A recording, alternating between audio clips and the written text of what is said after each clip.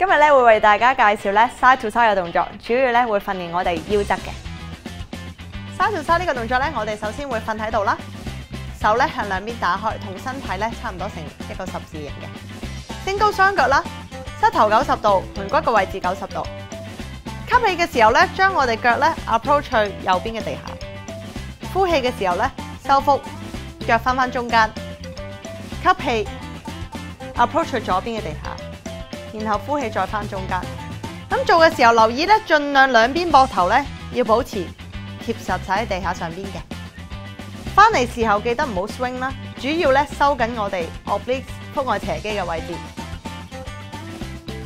每邊咧做大概6至8下就可以完成噶啦。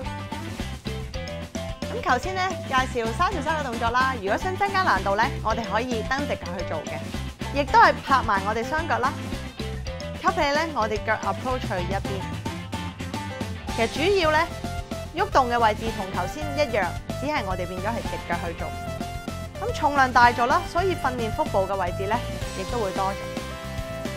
留意嘅時候都係兩邊膊頭保持沉低喺地下上邊，同埋我哋唔好揈隻腳翻中間啦。主要係透過我哋腹部側邊嘅肌肉，將雙腳拉翻中間，每邊都係做6至8下就可以啦。